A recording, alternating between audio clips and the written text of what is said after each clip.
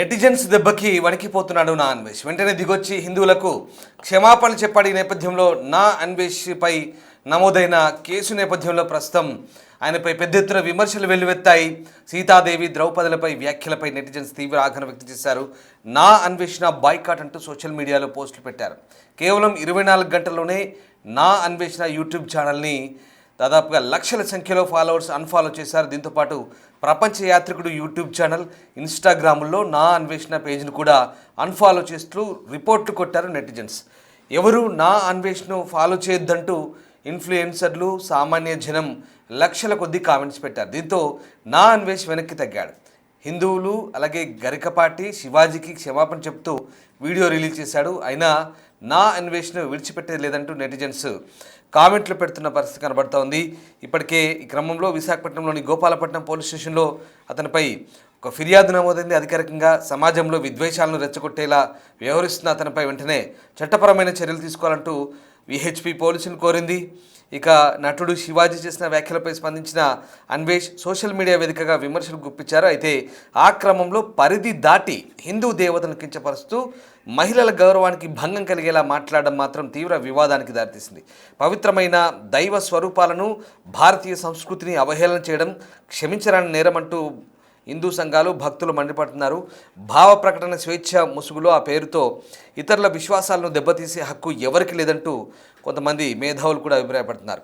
అన్వేష్ చేసిన ఈ వివాదాస్పద వ్యాఖ్యల ప్రభావం అతని సోషల్ మీడియా ఫాలోయింగ్పై తీవ్రంగా పడింది.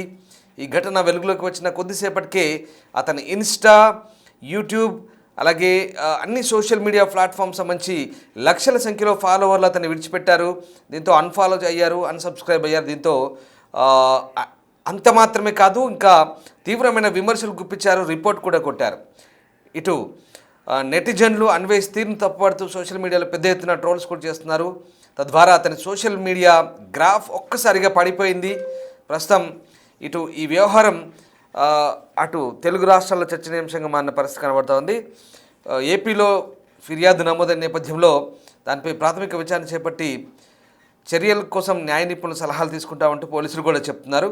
ఒక యూట్యూబర్గా బాధ్యతాయుతంగా వ్యవహరించాల్సి పోయి బాధ్యతారహితంగా మాట్లాడుతూ అవాంఛనీయ వ్యాఖ్యలు చేయడం వల్ల అతను మరిన్ని చట్టపరమైన చిక్కులు పడే అవకాశం ఉన్నట్టుగా కూడా వార్తలు వినిపిస్తున్నాయి. మొత్తం మీద నా అన్వేష్ అయితే దిగొచ్చాడు.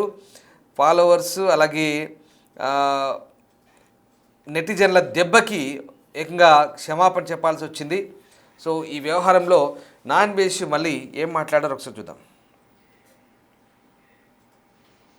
ద్రౌపది దేవికి, సీతాదేవికి క్షమాపణ చెప్పమంటున్నారు. అదే చేతితో గరికపాటి గారికి, యాక్టర్ శివాజీ గారికి, తర్వాత హిందూ సంఘాల వాళ్ళకి క్షమాపణలు అడగమంటున్నారు. వినాయకుడి సన్నిధిలోనే నేను క్షమాపణలు కోరుకుంటాను. చెప్పే ముందు నేనేమన్నానండి, ద్రౌపది దేవిని సైంధవుడు, కీచకుడు బలాత్కారం చేయబోయి చచ్చిపోయారు అన్నాను. బలాత్కారం అంటే ఇంగ్లీష్లో ఏంటి? రేపు. తర్వాత సీతాదేవిని రావణాసురుడు ఎత్తుకెళ్ళిపోబోయి చచ్చిపోయారు అన్నాను. అంతే. ఇక్కడ చీరలు కట్టుకున్న వాళ్ళు, ఆ మగవాళ్ళు ఏది చేస్తే వాళ్ళు చచ్చిపోయారు. ఇక్కడ 60,000 రేపులు జరిగాయి. సో వీళ్ళు ఇంకా బతికి ఉండి బిర్యానీ తింటున్నారు, మీరేం చేస్తున్నారు అని అడిగి అక్కడ సందర్భం. కానీ అక్కడ అంత చెప్పే ఛాన్స్ లేదు. తప్పు జరుగుతుంది కాబట్టి క్షమాపణలు కోరుకుంటాను. అదే తప్పు నేను ఒప్పుకుంటున్నాను కదా. సో ఇప్పుడు నేను తప్పు చేస్తే రాత్రికి వినాయకుడి సన్నిధిలోనే రక్తం కక్కుకొని చచ్చిపోతాను. కనుక నా తప్పు మీరు స్వీకరించకపోతే ఈ సంవత్సరం నుంచి నెక్స్ట్ సంవత్సరం వరకు అష్ట దరిద్రాలు మీకు అంటుకుంటాయి. ఛాలెంజా వినాయకుడి మీద ప్రమాణకం చేసి చెప్తున్నాను. నేను తప్పు చేస్తే ఈ రోజు రాత్రికి రక్తం కొక్కుని చచ్చిపోతాను. కానీ మీకు ఈ సంవత్సరం 26 అంతా నాలుగు మీద మచ్చలోనే అష్ట దరిద్రాలు పట్టుకొని సర్వనాశనం అయిపోతారు. నేను చెప్తున్న తప్పుని స్వీకరించకపోతే. 2, గరికపాటి గారికి టీషర్టును జీన్ ప్యాంట్ ఆడవాళ్ళు వేసుకుంటే నచ్చదని అంటున్నారు. నేను అబ్బాయిలు వేసుకుంటున్నారు కదండి అంటే అవన్నీ నాకు తెలియదు. ఆడవాళ్ళు పద్ధతిగా ఉండాలి, చీరలు కట్టుకోవాలన్నారు. ఓకే, అది ఆయన పెద్ద ఆయన కాబట్టి నేను ఆయన్ని తిట్టలేదు. కాకపోతే కొన్ని పదాలు వారాను, దాన్ని వెనక్కి తీసుకుంటూ క్షమాపణలు కోరుకుంటున్నాను. ఇంకా శివాజీ గారిని ఆయన సామాన్లు అన్నందుకు నేను తిట్టాను, ఆయన వెనక్కి తీసుకున్నారు, నేను వెనక్కి తీసుకున్నాను. Problem solve. ఓకే, మీరు ఎక్కడితో వదిలేస్తే బాగుంటుంది, లేదు అంటే మీ ఇష్టం. నేను ఇప్పుడు మంచి శాండ్విచ్ మసాజ్ థాయిలాండ్లో చేసుకొని రాత్రికి మంచి సినిమాకి వెళ్ళి ఆ వీడియో రేపు పొద్దున్న పెడతాను. ఓకే, నేనైతే చిల్ అవుతాను, రిలాక్స్ అవుతాను. మీరు ఏం అవుతారు అనేది మీ మనసుకే ఆలోచించేస్తున్నాను. Love you all. అందరూ బాగుండాలి, అందులో నేను ఉండాలి. ద్రౌపది దేవికి, సీతాదేవికి క్షమాపణ చెప్పమంటున్నారు. అదే చేతితో గరికపాటి గారికి, యాక్టర్ శివాజీ గారికి, తర్వాత హిందూ సంఘాల వాళ్ళకి క్షమాపణలు అడగమంటున్నారు. వినాయకుడి సన్నిధిలోనే నేను క్షమాపణలు కోరుకుంటాను. చెప్పే ముందు నేనేమన్నానండి, ద్రౌపది దేవుని సైంధవుడు కీచకుడు బలాత్కారం చేయబోయి చచ్చిపోయారు అన్నాను. బలాత్కారం అంటే ఇంగ్లీష్లో ఏంటి, రేపు. తర్వాత సీతాదేవిని రావణాసుడు ఎత్తుకెళ్ళిపోబోయి చచ్చిపోయారు అన్నాను. అంతే ఇక్కడ చీరలు కట్టుకున్న వాళ్ళు ఆ మగవాళ్ళు ఏది చేస్తే వాళ్ళు చచ్చిపోయారు. ఇక్కడ 60,000 రేపులు జరిగాయి. సో వీళ్ళు ఇంకా బతికి ఉండి బిర్యానీ తింటున్నారు, మీరేం చేస్తున్నారు అని అడిగి అక్కడ సందర్భం. కానీ అక్కడ అంత చెప్పే ఛాన్స్ లేదు.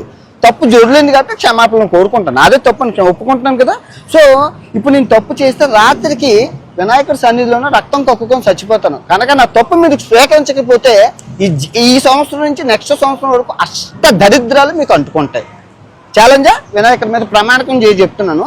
నేను తప్పు చేస్తే ఈ రాత్రికి రక్తం కక్కుకొని చచ్చిపోతాను. కానీ మీకు ఈ సంవత్సరం 26 అంతా నాలుగు మీద మచ్చలోనే అష్ట దరిద్రాలు పట్టుకొని సర్వనాశనం అయిపోతారు. నేను చెప్తున్న తప్పుని స్వీకరించకపోతే. 2, గరికపాటి గారికి టీషర్టును జీన్ ప్యాంట్ ఆడవాళ్ళు వేసుకుంటే నచ్చదని అంటున్నారు. నేను అబ్బాయి వేసుకుంటున్నారు కదండి అంటే అవన్నీ నాకు తెలియదు. ఆడవాళ్ళు పద్ధతిగా ఉండాలి, చీరలు కట్టుకోవాలన్నారు. ఓకే, అది ఆయన పెద్ద ఆయన కాబట్టి నేను ఆయన్ని తిట్టలేదు. కాకపోతే కొన్ని పదాలు వాడాను, దాన్ని వెనక్కి తీసుకుంటూ క్షమాపణలు కోరుకుంటున్నాను. ఇంకా శివాజీ గారిని ఆయన సామాన్లు అన్నందుకు నేను తిట్టాను, ఆయన వెనక్కి తీసుకున్నారు, నేను వెనక్కి తీసుకున్నాను. Problem solve. ఓకే, మీరు ఎక్కడితో వదిలేస్తే బాగుంటుంది, లేదు అంటే మీ ఇష్టం. నేను ఇప్పుడు మంచి శాండ్విచ్ మసాజ్ థాయిలాండ్లో చేసుకొని రాత్రికి మంచి సినిమాకి వెళ్ళి ఆ వీడియో రేపు పొద్దున్న పెడతాను. ఓకే, నేనైతే చిల్ అవుతాను, రిలాక్స్ అవుతాను. మీరేం అవుతారు అనేది మీ మనసుకే ఆలోచించేస్తున్నాను. Love you all. అందరూ బాగుంటారు. రైట్, వింటున్నారుగా అన్వేష్ మాటలు. క్షమాపణ చెప్తున్నా అంటున్నాడు. అందులో ఆయన మాట్లాడుతున్న తీరు కూడా మీరంతా వింటున్నారు. ఇప్పుడు మీరేమనుకుంటున్నారో ఒకసారి కామెంట్ చేయండి.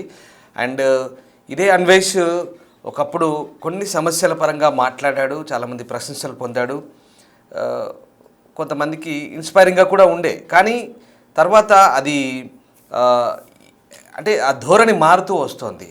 బాధ్యతాయుతంగా మాట్లాడాల్సిన మాటలన్నీ కూడా బాధ్యతారహితంగా కొంత అడ్డగోలుగా మాట్లాడుతున్న వైనం. ఇదంతా కూడా నెటిజన్లు మండిపడుతున్నారు. అన్వేష్ తన అభిప్రాయాలు చెప్పే క్రమంలో పరిధులు దాటుతున్నాడు, హద్దులు దాటి మాట్లాడుతున్నాడు. కొంత వల్గారిటీ కూడా ఉంది ప్రతి వీడియోలో కూడా. చాలా వరకు అదంతా తగ్గించుకోవాలి, మనోభావాలు దెబ్బతీసే మాటలు మాట్లాడద్దు, ఓవర్ కాన్ఫిడెన్స్ అక్కర్లేదు, అతిగా వాగకూడదు, మంచిగా పద్ధతిగా అందరినీ దృష్టిలో పెట్టుకొని మాట్లాడాలి, పరిధులు దాటి మాట్లాడకూడదు అనేది నెటిజన్లు అభిప్రాయపడుతున్నారు. ఇప్పటికి కూడా నెటిజన్లు అదే అంశంపై స్పందిస్తున్న పరిస్థితి. వినర్గా నా అన్వేషణ ఇచ్చిన రియాక్షన్ అది. అందరికి క్షమాపణ చెప్తూనే మళ్ళీ కొన్ని ట్విస్టులు, ఆయన మాటలు అవన్నీ మీరే వింటున్నారు కదా. సో మీరేమనుకుంటున్నారు మళ్ళీ ఒకసారి కామెంట్ చేయండి. బట్ ఎనీహౌ ఆయన మీద హిందూ సంఘాలు అయితే మండిపడుతున్నాయి. క్షమాపణ చెప్పాల్సిందే అన్నారు, చెప్పాడు, బట్ చర్యలు తీసుకోవాల్సిందే అంటూ డిమాండ్ చేస్తున్నారు. ఖచ్చితంగా అతనిపై కేసులు అయితే నమోదయ్యాయి విశాఖపట్నంలో, గోపాలపట్నం పరిధిలో, విశాఖపట్నంలోని గోపాలపట్నంలో. సో కొంత బాధ్యతాయుతంగా మాట్లాడాలి, ఎందుకంటే పబ్లిక్ డొమైన్లో ఉన్నాడు కాబట్టి. సోషల్ మీడియా ప్లాట్ఫామ్స్ ఇప్పటికైతే అన్వేష్ సోషల్ మీడియా ప్లాట్ఫామ్స్లో దాదాపుగా చాలా వరకు అన్ఫాలో అయ్యారు, లక్షల్లో అయ్యారు. ఒకటి కాదు, ఇదంతా ఆయన సోషల్ మీడియా గ్రాఫ్ పైన ఎఫెక్ట్ పడుతుంది. బట్ ఇదంతా ఏంటో అర్థం కాని పరిస్థితి. ఇది అన్వేష్ స్ట్రాటజీయా, ఎందుకు అటెన్షన్ గ్రాబ్ చేయడానికి ఇదంతా ఎందుకు ఇలా చేస్తున్నాడు? కొన్ని సందర్భాల్లో చాలామంది యూత్ని కూడా ఆయన ఇన్స్పైర్ చేశాడు. ఇప్పుడు మనము బెట్టింగ్ యాప్స్ గురించి మాట్లాడినప్పుడు ఓకే బాగా మాట్లాడుతున్నారు, కొన్ని అంశాల గురించి గట్టిగా మాట్లాడతాడు, కడిగి పారేస్తాడు అంటూ చాలామంది మెచ్చుకున్నారు. కానీ అంతవరకు బాగానే ఉంది. కానీ అడ్డగోలుతనం ఇక్కడే. ఈ అతి అనొచ్చా, దాన్ని ఏమనొచ్చో తెలియదు. కానీ కొన్ని సందర్భాల్లో ఓవర్ కాన్ఫిడెన్సా, లేదా మిడిమిడి జ్ఞానమా, తెలిసి తెలియక, లేదా ఉద్దేశపూర్వకంగానా ఏంటనేది భిన్న వాదనలు అయితే వస్తున్నాయి. కానీ అది మంచిది కాదు. పరిధులు దాటొద్దు, అడ్డగోలుగా మాట్లాడొద్దు, జాగ్రత్తగా వ్యవహరించాలి ఇంకోసారి అన్నట్టుగా నెటిజన్లు అయితే మళ్ళీ కామెంట్ చేస్తున్నారు. మీరేమనుకుంటున్నారు ఒకసారి నా అన్వేష్ ఎక్స్ప్లెనేషన్ విన్న తర్వాత మీరేమనుకుంటున్నారు ఒకసారి కామెంట్ చేయండి. Thank you.